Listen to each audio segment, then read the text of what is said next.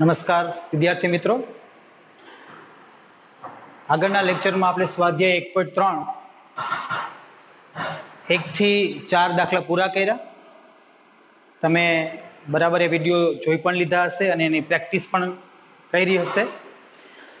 દાખલા નંબર 5 ની અંદર આપણે કીધું હતું કે કઈ બહુ મહત્વનો નથી એટલે આપણે કરવાની કઈ જરૂર નથી. દાખલા નંબર 6 ઉપર ટેક્સ્ટ બુક તમારી પાસે હોય, રકમ એમાં ખાસ જોવી.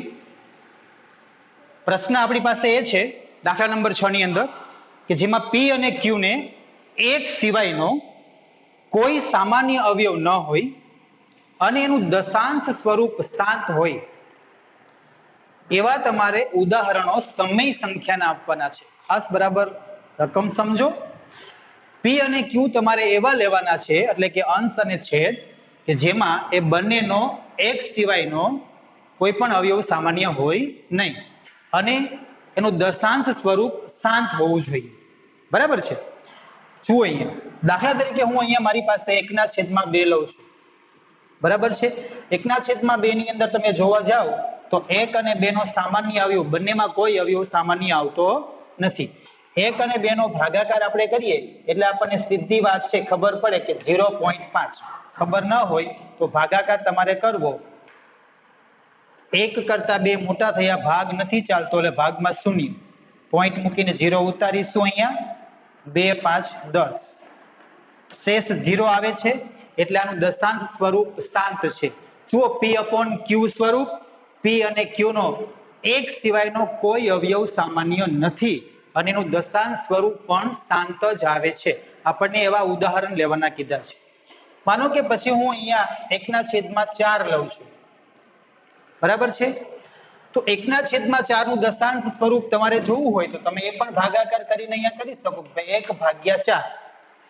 1 કરતા 4 મોટા થયા એટલે 0. પોઈન્ટ કરીને આપણે 0 મૂકીશું. 4 2 8 10 માંથી 8 જાય એટલે 2. ફરીથી અહીંયા 0 મૂકીએ અને 0 નીચે ઉતારીએ એટલે 4 5 20. અહીંયા શેષ 0 આવે છે. તો 1/4 નું દશાંશ સ્વરૂપ પણ શાંત છે. બરાબર છે? એ સિવાયના માનો કે હું 1/5 લઉં છું તો 1/5 ભાગાકાર કરીએ. 1 કરતા 5 મોટા થયા, 0 મૂકી અને ભાગ હલાવીએ એટલે 5 2 10. તો અહીંયા શું થાય છે? 0.2. માનો કે હવે હું 1/25 લઉં છું. 1 અહીંયા 25. 1 કરતા 25 નાના છે, ભાગ નથી ચાલતો એટલે અહીંયા 0. પોઈન્ટ મૂકીને અહીંયા એક 0 ઉતારીએ તો પણ આ રકમ 25 કરતા નાની છે એટલે ભાગ નહીં ચાલે. તો ફરીથી આપણે અહીંયા 0 મૂકીશું અને પાછો અહીંયા 0 ઉતારીએ એટલે હવે થાય છે 100. 25 4 100 અને અહીંયા શેષ આપણી પાસે 0. તો 1/25 એટલે શું થઈ જાય? 0.04. બરાબર? અહીંયા આપણે કેવી સંખ્યા લેવાની છે તો કે P અને Q એટલે કે અંશ અને છેદ બંનેનો એક સિવાયનો કોઈ પણ અવયવ સામાન્ય હોવો જોઈએ નહીં. એટલે તમારો પ્રશ્ન એ થાય, જો અહીંયા 1/2 લઉં છું એમ હું 2/5 પણ લઈ શકું. બરાબર છે? 2/5 લઈ શકાય, 3/5 લઈ શકાય. બંનેમાંથી કોઈ પણ અવયવ એક સિવાયનો સામાન્ય હોવો જોઈએ નહીં. ત્યાં હું 2/4 આપણે લઈ શકીએ નહીં. શું કામ એને? તો કે અહીંયા 2 1 2 અને 2 2 4. જો આ બંનેની અંદર એક સિવાયનો બીજો અવયવ 2 પણ સામાન્ય છે. બરાબર છે? એટલે અહીંયા કેન્સલેશન કરો તો પાછું 1/2 જ થવાનું. P/Q સ્વરૂપ આપણે બતાવીએ. બરાબર? તો એમાં બંનેનો સામાન્ય અવયવ એક જ થવો જોઈએ. એટલે આપણે આવી સંખ્યાઓ સીધી લીધી છે કે જેમાં બંનેનો કોઈ સામાન્ય અવયવ એક સિવાય હોઈ શકે નહીં. તો આ એવા ઉદાહરણો છે કે જેમાં P અને Q નો એક સિવાયનો કોઈ સામાન્ય અવયવ નથી અને એનું દશાંશ સ્વરૂપ શાંત જ આવે છે. એટલે કે ભાગાકાર કરવાથી શેષ હંમેશા 0 આવશે. એ સિવાયના બીજા ઉદાહરણો આપણે લઈએ. જુઓ દાખલા તરીકે હું લઉં 1/3. અહીંયા હું 1 નો 3 સાથે ભાગાકાર કરીશ તો 1 કરતા 3 મોટા છે, ભાગફળમાં 0, પોઈન્ટ મૂકીને આગળ 0 ઉતારીએ, 3 3 9, 10 માંથી 9 એટલે 1, ફરીથી 1 આવે છે, 0 મૂકીને અહીંયા ઉતારીશું તો ફરીથી 3 3 9, એટલે તમે જોઈ શકો કે 3 3 3 3 તમારી પાસે આવે છે, બરાબર. તો આનો જવાબ થાય 0.312. તો આ સંખ્યા કેવી થઈ? તો કે અનંત આવૃત થાય છે. આપણને કેવા ઉદાહરણો કીધા છે? તો કે જેમાં શાંત દશાંશ આવતું હોય એવા છે. એટલે આપણે આવા ઉદાહરણો લીધા છે કે જેમાં દશાંશ ચિહ્ન શાંત હોય. 1/3 લઈએ છીએ તો 0.312. એ જ વસ્તુ માનો કે હું અહીંયા 1/7 લઉં છું. 1/7 લઈએ તો 1 નો ભાગાકાર 7 સાથે કરીએ તો શું થાય છે? અહીંયા ભાગ નહીં ચાલે એટલે પેલા 0.0 મૂકીને 7 એકા 7, 10 માંથી 7 એટલે 3, ફરીથી 0 અહીંયા ઉતારીશું, 7 4 28, 30 માંથી 28 કાઢીશું એટલે 2, ફરીથી અહીંયા 0 ઉતારીશું, શું થશે? 7 2 14, 20 માંથી 14 એટલે 6, ફરીથી અહીંયા 0 ઉતારીશું, અહીંયા જે 0 મૂકીશું અહીંયા નીચે ઉતારીએ, બરાબર છે. 7 8 56, અહીંયા 4 વધે, ફરીથી 0 મૂકીશું, અહીંયા 0 ઉતારીએ,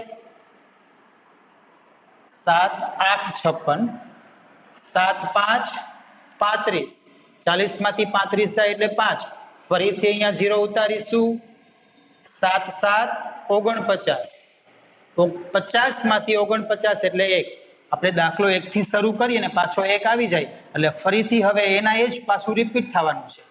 તો 1/7 એનું દશાંશ સ્વરૂપ જોવા જઈએ તો 0.14285712.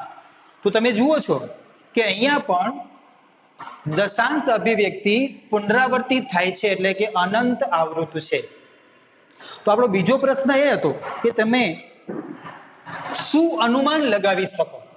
આના ઉપરથી આપણે શું અનુમાન કરી શકીએ, શું કહી શકીએ? બરાબર છે. તમને ઉદાહરણ કીધા હતા એ આ 4 આપણી પાસે ઉદાહરણ છે કે જેમાં P/Q એવા લેવાના છે કે બંનેનો સામાન્ય અવયવ 1 હોય અને દશાંશ સ્વરૂપ શાંત હોય. તો આ એના ઉદાહરણ થયા. ઉપર લખવાનું કે P/Q નો 1 સિવાયનો કોઈ પણ સામાન્ય અવયવ ન હોય અને જેનું દશાંશ સ્વરૂપ શાંત હોય તેવી સંખ્યાના ઉદાહરણ 1/2 બરાબર 0.5, 1/5 બરાબર 0.2, 1/4 બરાબર 0.25, 1/25 બરાબર 0.04 છે. ત્યારબાદ આ તમારે એમાં કાંઈ લખવાના નથી. પછી આપણને એવું કીધું છે કે તમે આના ઉપરથી શું અનુમાન લગાવી શકો અને ક્યુ બાબતે કયો ગુણધર્મનું અનુસરણ કરે છે તમારે કહેવાનું છે. તો તમે અહીંયા જોઈ શકો છો કે છેદની અંદર એટલે કે તમારો ક્યુ 2 અથવા તો 5 સિવાયનો કોઈ પણ તમે લેશો તો એનું દશાંશ સ્વરૂપ હંમેશા કેવું આવે છે? અનંત આવૃત. જો છેદમાં 2 અથવા 5 નો જ ગુણક આવશે તો જ તમારી પાસે શાંત દશાંશ સ્વરૂપ આવશે. બરાબર છે. તો તમારો પ્રશ્ન હતો કે તમે શું અનુમાન લગાવી શકો? તો આપણે કહેવાનું કે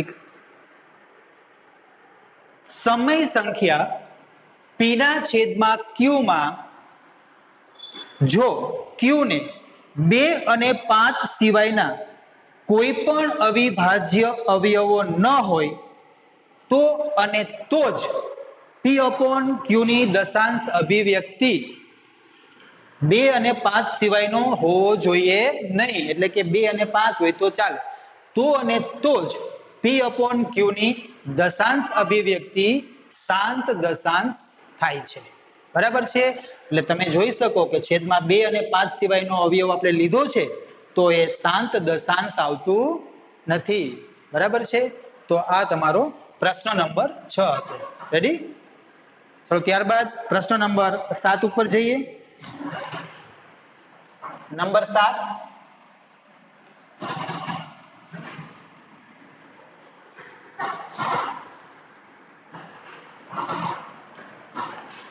પ્રશ્ન નંબર 7 ની અંદર તમારે જેની દશાંશ અભિવ્યક્તિ અનંત અનાવૃત હોય એવી સંખ્યાના 3 ઉદાહરણ આપવાના છે.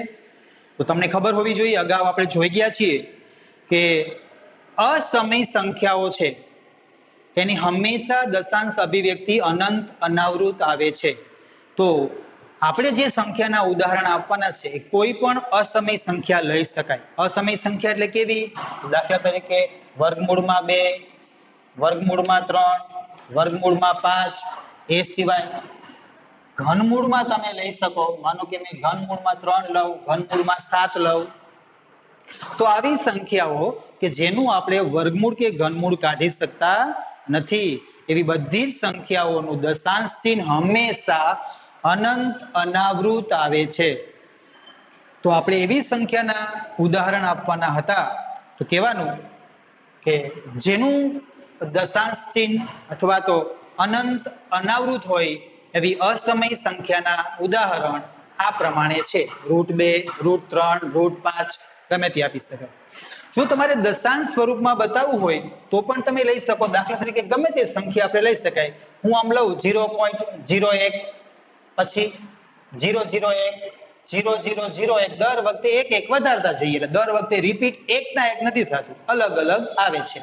તો આ ચાલુ જ રહેવાનું, કોઈ પણ લખી શકાય. 0.02 લીધા, પછી 0.02, 0.002, બરાબર, 0.03, 0.03, 0.003.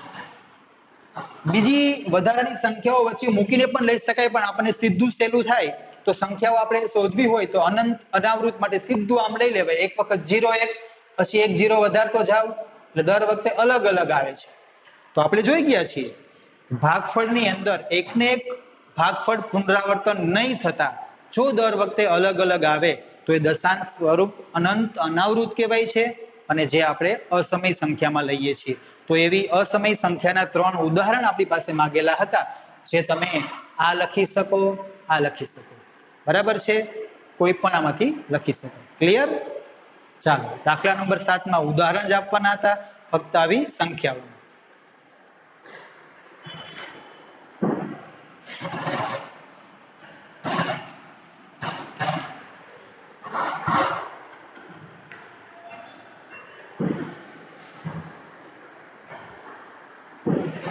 નંબર 8,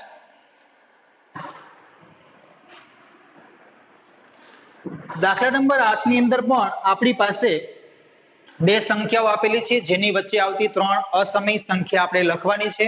તો આપણી પાસે એક રકમ આપેલી છે 5/7 અને 9/11. તમારી પાસે 5/7 અને 9/11 આ બંને વચ્ચે આવતી 3 અસમય સંખ્યાઓના ઉદાહરણ આપણે આપવાના છે. તો પેલું આપણે શું કરીશું તો કે આને દશાંશ અભિવ્યક્તિમાં ફેરવીશું. 5/7 ને તમારે ફેરવવું હોય તો 5/7. આ તમારે રફમાં ભાગાકાર કરી લેવાનો હોય. 5 કરતા 7 છે એ મોટા થયા એટલે પહેલા આપણે ભાગફળમાં 0 મૂકીશું. હવે અંક નથી એટલે પોઈન્ટ મૂકીને અહીંયા ઉતારીશું. બરાબર છે? 7 7 49, 50 માંથી 49 જાય એટલે 1, ફરીથી અહીંયા 0 ઉતારીશું, અહીંયા મૂકીએ. 7 એકા 7, 10 માંથી 7 એટલે 3, ફરીથી અહીંયા 0 મૂકીને અહીંયા ઉતારીશું. 7 4 28, અહીંયા વધે છે 2, ફરીથી 0 મૂકીએ એટલે 20. 7 2 14, અહીંયા વધે 6, ફરીથી 0 મૂકીને અહીંયા ઉતારીશું. 7 8 56, અહીંયા વધે 4, ફરીથી અહીંયા 0 મૂકીને અહીંયા ઉતારીશું. 7 5 35, અને અહીંયા કેટલા વધે છે? 5. આપણે 5 થી શરૂ કરી છે અને અહીંયા 5 આવી જાય છે એટલે ફરીથી તમે 0 ઉતારશો એટલે પાછું તમારું એના જ રિપીટ થશે. તો 5/7 એનું દશાંશ સ્વરૂપ કેવું આવે છે તો કે અનંત આવૃત. હવે આ જ સંખ્યા રિપીટ થવાની. 71 42 85 આ જ સંખ્યા રિપીટ થવાની. બરાબર છે? એટલે 5/7 ની દશાંશ અભિવ્યક્તિ અનંત આવૃત થાય. બરાબર છે? 71 42 85. એવી જ રીતે 9/11 છે તો આપણે એના માટે જોઈ લઈએ.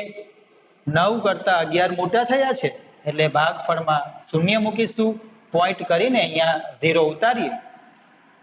11 8 88, 90 માંથી 88 કાઢીએ એટલે 2, ફરીથી અહીંયા 0 મૂકીને ઉતારીશું તો 11 એકા 11, 20 માંથી 11 જાય એટલે 9. અહીંયા આપણી પાસે 9 થી શરૂ કરીએ છીએ અને ફરીથી 9 આવે છે, પાછો તમે 0 મૂકીને અહીંયા ઉતારશો એટલે ફરીથી એના એ જ આવવાનું. તો આનું દશાંશ સ્વરૂપ પણ કેવું આવે છે? અનંત આવૃત. તો પહેલા આપણને આ બંનેનું સાદુરૂપ આપી અને એને દશાંશ સ્વરૂપમાં ફેરવીએ છીએ. હવે આ બંને વચ્ચેની 3 અસમય સંખ્યાઓ આપણે કહેવાની છે. આગળના જ દાખલામાં આપણે કીધું કે સહેલી જ રીતે તમારે અસમય સંખ્યાઓ શોધવી હોય તો એક એક 0 વધારતા જાઓ. જુઓ અહીંયા જોવાનું, પહેલી સંખ્યા અહીંયા કોણ છે? 71, અહીંયા કોણ છે? 81. તો 71 અને 81 ની વચ્ચે તમે કોઈ પણ સંખ્યા લઈ શકો, જેવી કે 0. અહીંયા આપણી પાસે છે, મેં લખું 0.72. અહીંયા આપણી પાસે સંખ્યાઓ હોય, સોરી અહીંયા 72 થી શરૂ થાય છે, 72. અહીંયા એક 0 મૂકી દઉં, 72. પછી 2 0 મૂકી દઈ, 72. પછી 3 0 મૂકી દઈ. તો આ રીતે ચાલુ જ રહેવાની છે. આપણને 3 સંખ્યાઓ કીધી છે, એની વચ્ચે માનો કે 73, પછી એક 0 લઈ લઈએ, 73, પછી 2 0 લઈ લઈએ, 73, પછી 3 0 લઈ લઈએ, ચાલુ જ રહેવાની. 0.74 0, 74 00, 74 30. 3 સંખ્યાઓ પૂછી છે તો 71 અને 81 ની વચ્ચે 72 73 74 75 76 78 એમાંથી કોઈ પણ લખી શકાય. એક વખત એક 0 લેવાનું, પછી 2 0 લેવાના, 3 0 લેવાના. તો દર વખતે એના એ અંક રિપીટ થતો નથી, એટલે અસમય સંખ્યા થઈ જાય છે. તો આની વચ્ચે આવતી અસમય સંખ્યાઓ તમે પેલાનું સાદુરૂપ આપી અને પછી આ લખી શકો કે 5/7 અને 9/11 ની વચ્ચે આવતી 3 અસમય સંખ્યાઓ 0.72 0, 72 00, 72 0, 0.73 0, 73 00, 73 00 અને 0.74 0, 74 00, છે. આની વચ્ચે આવતી હોય એમાંથી કોઈ પણ લખી શકાય, એવું નહીં કે 72 73 74 વાળી તમારે 75 76 77 લેવી હોય, 75 78 74 લેવી હોય, કોઈ પણ લખી શકાય. બરાબર છે. તો આ 3 સંખ્યાઓ આની વચ્ચે આવતી અસમય સંખ્યાઓ છે. ક્લિયર? ઓકે. The next,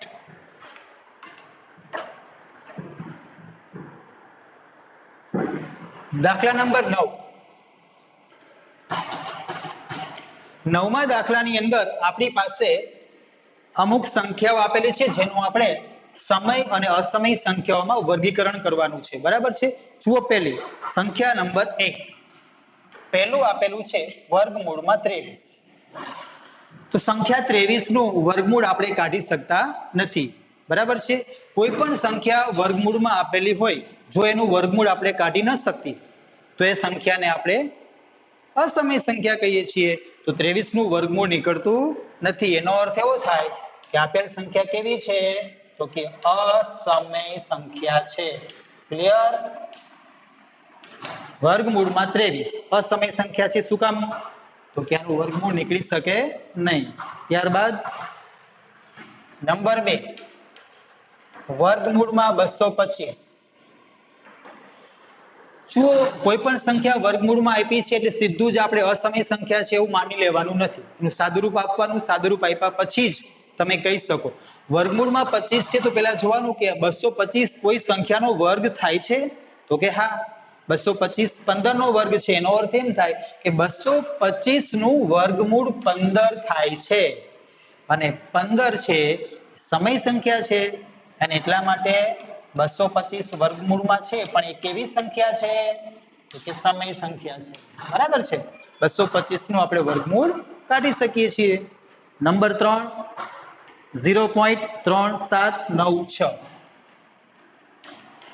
0.3796. જે સંખ્યાનું દશાંશ સ્વરૂપ શાંત હોય એવી સંખ્યાઓને આપણે સમય સંખ્યા કહીએ છીએ. અગાઉ આપણે જોઈ ગયા છીએ. તો અહીંયા અમુક રકમ પછી તમારો ભાગાકાર અટકી જાય છે અને પાછળ તમને જો આવું આપેલું હોય તો આપણે અનંત અવૃત કહીએ છીએ, પણ તમે જુઓ છો કે અહીંયાથી કાંઈ નથી આપેલું, મતલબ કે આ શાંત દશાંશ સ્વરૂપ છે અને શાંત દશાંશ અભિવ્યક્તિ હોય જેને આપણે સમય સંખ્યા કહીએ છીએ અને એટલા માટે આ સંખ્યા કેવી થશે? સમય સંખ્યા. બરાબર છે? તો આ સંખ્યા પણ સમય સંખ્યા છે. એનું કારણ તમે આપી શકો કે આ દશાંશ અભિવ્યક્તિ શાંત દશાંશ છે. ક્લિયર? નંબર 4,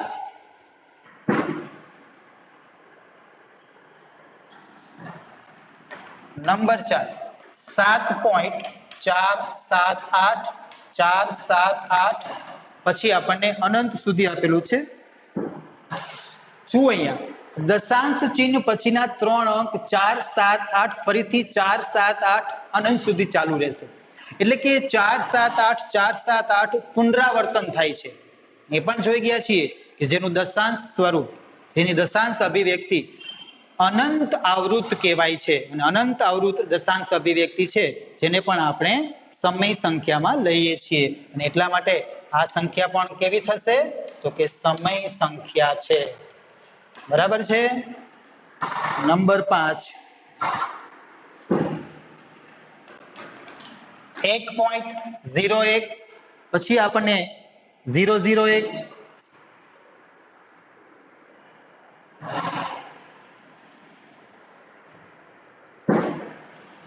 1.10 100 100